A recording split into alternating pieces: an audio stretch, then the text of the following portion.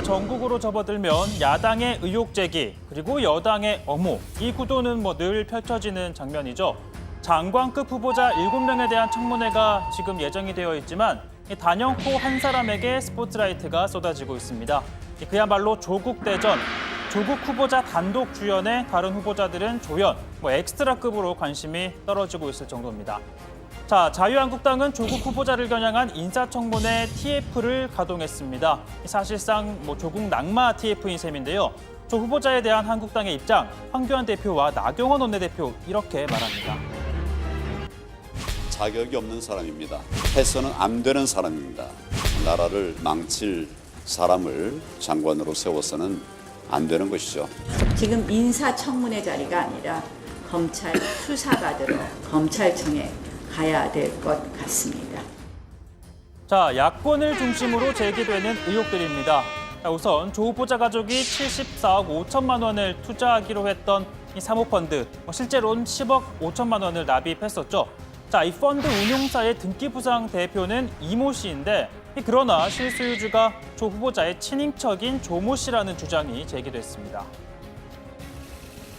조국 후보자와 그 가족을 중심으로 놓고 볼 때, 이 조모 씨는 코린도 PB 설립 단계부터 조국 후보자와 친척 관계임을 수도 없이 강조를 했다고 합니다. 자, 이 법무부를 통해 이 친인척 오촌 조카라는 사실 드러났고요. 자, 그리고 조 후보자의 딸과 관련한 의혹도 제기가 됐습니다. 자, 부산대 의학전문대학원을 다니는 딸이 2차례나 유급을 당하고 난 뒤에도 장학금을 받았다는 겁니다. 이 대학 공식 장학금은 아니고 이 지도교수가 만든 장학회에서 지급한 건데 이 격려 형식이었다고 합니다. 자, 하지만 한국당 애초부터 장학금 대상자가 되어서는 안 된다라고 주장합니다. 조국 후보자의 재산은 56억, 이 중 예금이 34억이나 돼서 그 따른 장학금 수혜 대상이 기본적으로 될 수 없습니다. 조 후보자 딸 역시 사모펀드에 5천만 원을 실제 납입했고 인터넷상에서 자료를 보면은 포르쉐 외제 승용차를 타고 다닌다는 이런 말까지 떠돌고 있습니다. 한국당은 또 후보자 남동생의 위장 이혼 의혹을 줄곧 제기하고 있죠. 자, 요약을 하자면 이 아버지로부터 떠안게 된 거액의 빚을 갚지 않기 위해 위장 이혼을 하고 부인에게 재산을 넘겼다는 건데요. 자, 이혼 후에도 조 후보자 측과 부동산 거래를 하고 또 시어머니가 이혼을 한 며느리 집에 지금까지 살고 있다는 점 등을 그 근거로 들었습니다. 자, 이와 관련해선 후보자 동생의 전처 A씨가 입장을 밝혔는데요. 모두 사실이 아니라고 주장했습니다.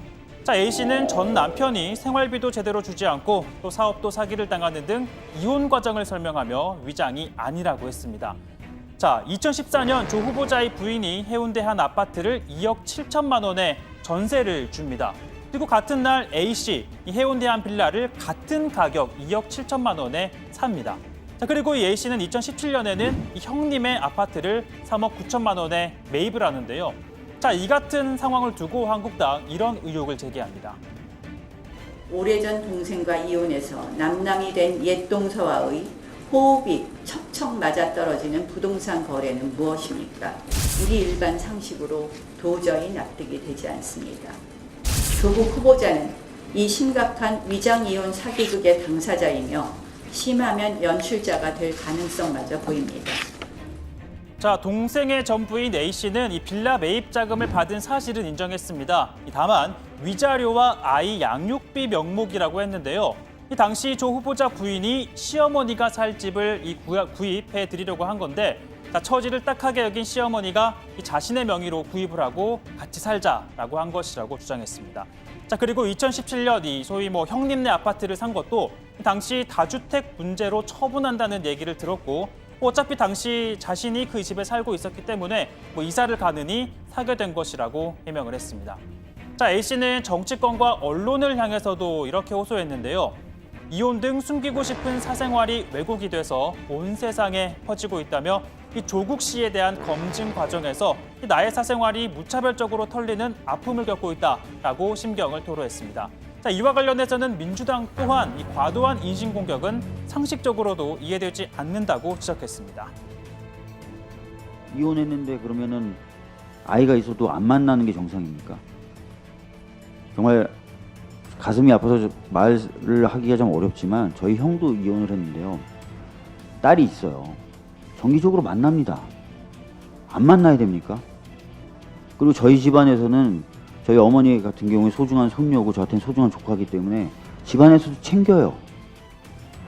네, 민주당은 공직 후보자의 능력과 자질을 검증하기 위한 청문회가 되어야 하는데 한국당이 이렇게 후보자와 가족에 대한 신상털이식 의혹을 쏟아내고 있다고 비판했습니다.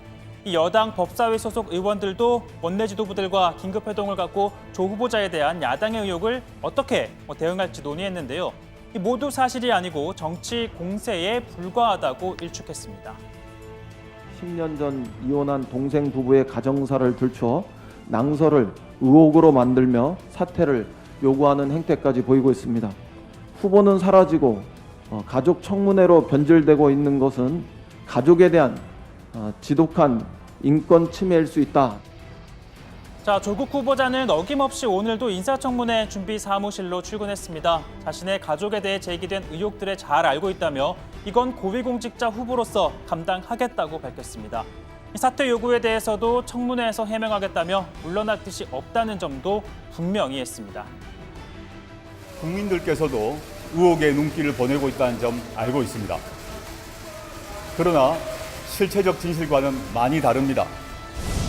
국회 청문회를 내일이라도 열어주신다면 즉각 출석하여 모두 하나하나 다 말씀드리겠습니다.